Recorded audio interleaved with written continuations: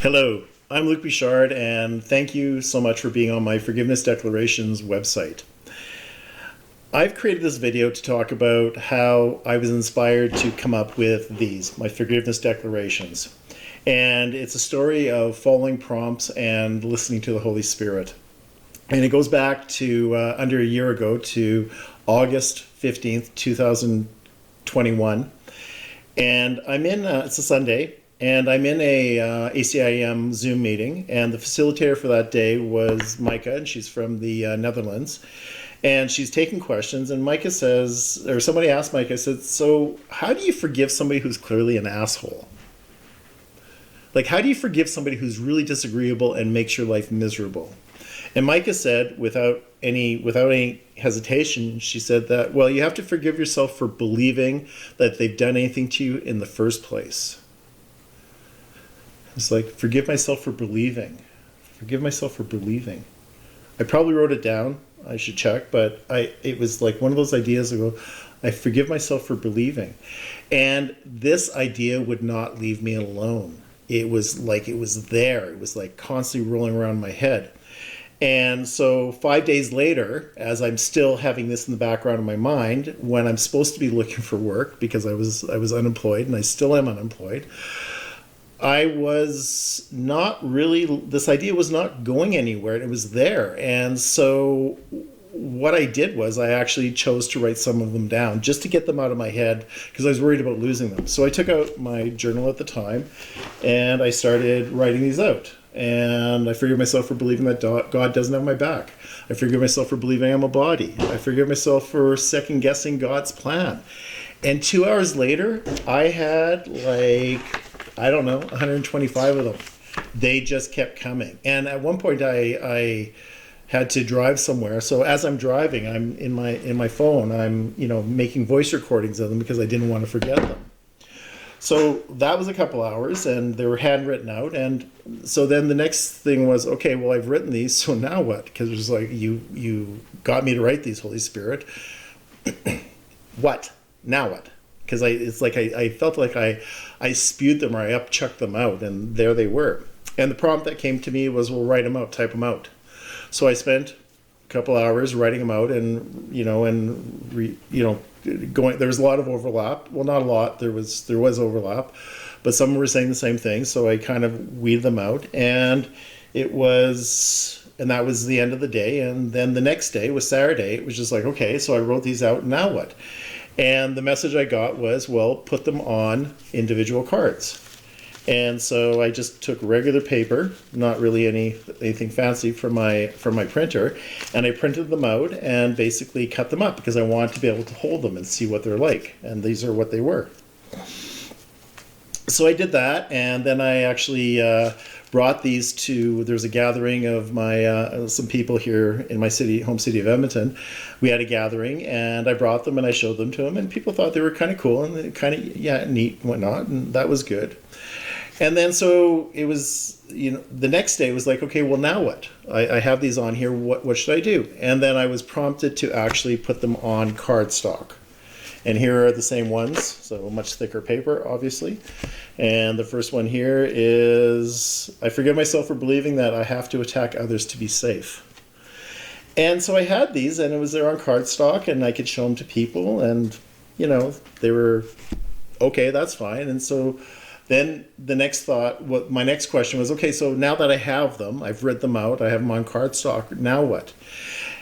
And I was kind of worried about having this idea, and there's a lot of talk out there about not identity theft, but people taking your ideas and doing stuff with it, and it's fear-based and whatnot. But I thought, maybe what I should do is start putting them on Instagram and just start kind of claiming them that way. And I'm a photographer. I like taking pictures. I like taking macros and really, taking, images and blowing them up. And so I started marrying the images with the statements, and I started putting them on Instagram. And I had them, I spent probably a month shooting pictures, just trying to get some unique images. They're all about contrast, a lot of high contrast images where not black and white contrast, but you would have, maybe some hard lines and something natural or whatnot. But it was all trying to make a statement and marrying these two together. And so I started doing that, and then the next thought was, well, I need to actually get them printed into something more formalized. So a local printer here, I went and got them printed, and I had these made. And they are, these were the ones that were I made. And this one is, I forgive myself for believing that I know my advancement from my retreats. And they were on Instagram, and I was getting good traction, and I sent these to different people. I sent a set to Gary Renard, who wrote Disappearance of the Universe, because I knew somebody that went and saw him, and he got Gary's address, so I mailed a set to Gary. I gave them to people in my community to show them, and I mailed them out. And I sent a set to Micah as a thank you for her her prompt to move forward with these. And so we go a couple months later as I'm working on this, and I still haven't found a job, and I'm still not I'm not really looking for work, because this has taken hold of me. And in that time, I remember September and October, specifically September, when I was really being creative, how happy I was and how just much peace I had pursuing these. So the next prompt was, after I had them printed on actually, formal cards like this, she's like, well, I need to start using Facebook. Because my Instagram, I was getting some traction on my Instagram, but it kind of plateaued. And I needed to see if there was something else I could do with them. And if that, maybe Facebook might be an actual viable option to get them in front of people. So on November 9th, of last year, I took my Facebook account, which was really not that, I wasn't using it. I'm not a huge Facebook user. It's the platform never really resonated with me like with so many other people. And I think I had like 260 people that I, over the years that I had grown and whatnot. And so I started posting these on Facebook. And and the thing I forgot to mention is that I was also, at this point, I was starting to write out a description of what the images mean and what soon to be called Luke's reductions. And I would talk about why the specific, not the image, but whatever the forgiveness statement was. And that took a lot of time. That's why I think I went into November, because it was just writing this stuff up. And so I started putting them on Facebook, and within a month, less than a month, on December 8th, I was maxed out on Facebook. I had 5,000 friends. As a matter of fact, Facebook was actually throttling my engagement. They blocked me from Messenger for a couple days, 2 or 3 times. They stopped me from actually inviting people to join the page. But I was getting, I would wake up to 40 people wanting to join my page. And because I wasn't a Facebook user, I was going to my friends saying, is this normal for Facebook? I don't think it is. And people are going, no. And I know people that have spent, a decade trying to build up their following on Facebook and still not even pushing 2,000 people. And so I knew I had something there. And I continued writing the reductions, and then I was releasing them pretty much a reduction every day, an image and a reduction every day. And then it was like, okay, so now what? And the next prompt was that I should probably find a graphic artist to help me develop these. And it was probably within 1 or 2 days of having this thought of I should find a graphic artist that a graphic artist came to me through LinkedIn. He was a referral from somebody else. And this guy was absolutely stellar at what he does. He is so good. His name is Rod, and he is the one that designed them. And he had done printing. He had been doing a lot of print jobs and a graphic artist for decades. And he was really good. And he was the one that took on the project of basically getting them printed, or getting them designed so they go to printer. And in that time, I needed to find a print company out of China to take this on. So then I went into the world of Alibaba, trying to figure out who I was going to use. And fortunately, a friend of mine actually made a referral to a company that she had used, and I went with them. And it was at times it was kind of crazy just trying to deal with a different culture halfway around the world. The amount of faith and trust they're actually going to do what they say they're going to do had to be quite high. I had to surrender a lot on a regular basis. And so then there was next 2 months of, well, maybe 3 months, but of actually getting them ready to be printed in China. And I had a friend who actually sponsored me and paid for the cards to get printed, which of course I'm going to be paying him back. But it all came together. And then there was the 4-month wait of actually after they got printed. And in that 4 months, the Ukrainian war started, where Russia attacked, and then everything got a lot more tenuous and a lot weirder. And all of a sudden, shipping costs were going up like a lot and whatnot. And I'm just kind of letting it go. I just kind of have to go, okay, that's what is going on right now. It's in motion. I've already made a deposit. I am actually just going to wait and see. And on 3 weeks ago, just over 3 weeks ago, in early July, they showed up. Like they got beamed in from Star Trek. They were on my front porch. And here's the picture that I'm going to pop up here about them being on my front porch. And it was kind of weird because I was actually expecting to go through customs and having to deal with customs and all that. And I thought they were coming into Vancouver, and they came into Toronto. And it was there they were. And it was like, oh my God, they're here. This is July what? 13th.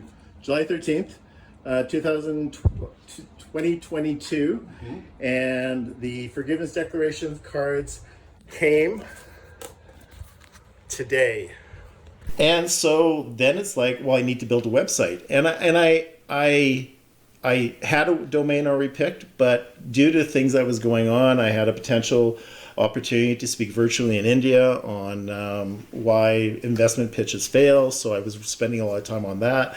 Life was getting in the way, things were happening. So the next 2 weeks after that, starting 3 weeks ago, I started building a website, which you see right now. And that was, of course, another huge learning curve because I'm not familiar with the Squarespace platform. So had to figure a lot of that out. And then I built the website, and then it was like, okay, Holy Spirit, now what?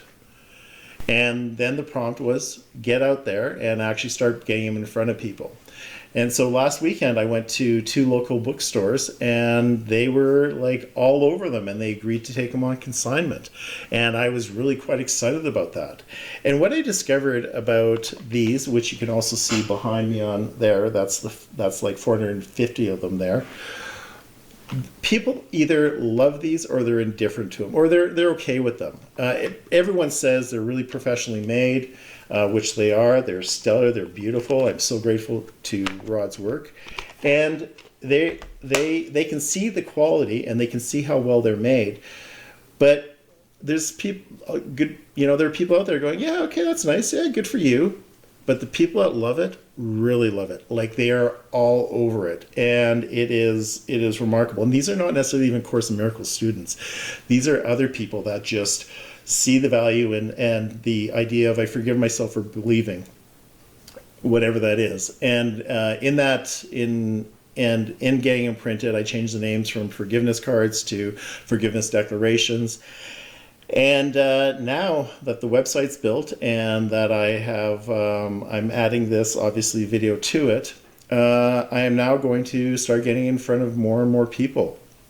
And the reason for this video is to primarily explain and talk about how I came from a concept to a product in my hand delivered to my doorstep in almost exactly 11 months. Now, I don't know how long it takes other people to write tarot cards or to develop them, but I'm pretty sure that it's not usual that you can actually knock them out from concept to on your doorstep within almost, like I said, exactly 11 months. And my bigger message that I want to leave you with and really talk about is that when we engage in trust that things are going to be okay, and by the way, I'm still not working. I actually let that go a couple months ago and just go, okay, I'm going to follow these other things and these other prompts. And when we allow ourselves to actually stop forcing it, allow and not plow, as we'll say, and follow the guidance, miraculous things can come about. And the thing I want to say is it's not as if that in that dead time of when I ordered them, and because I was looking for work after I ordered them, and nothing was coming. And in the ensuing 3 or 4 months from when they were showing up, there was a lot of time where it was just like, I am like anxious about what I'm going to do. And it was engaging in a lot of just, what Regina Dawn Akers talks about is in rest, accept, and trust. And it was like, okay, I'm handing this over. I'm not comfortable with handing it over because I'm very used to being in control or trying to take control. But I had to release it, and I had to let it go, and I had to actually not get in Holy Spirit's way. So when we can engage in trust and follow the guidance that's coming to us, absolutely amazing things can come about. And that's really my takeaway. Of course, I'd love you to buy a set of forgiveness declaration cards. That would be great. But I really want you to hear that inspiration and following the prompts can be a very joyous and very miraculous thing. And I just hope that you are able to get out of your own way and live life to the fullest and not engage in fear, and forgive yourself for the beliefs that you have, and know that actually God has our back and God wants us to be happy, and it's we who get in the way of our own happiness. I'm Luc Bouchard. Thanks so much for checking out my website and listening to this 17-minute video. I appreciate it, and you take care.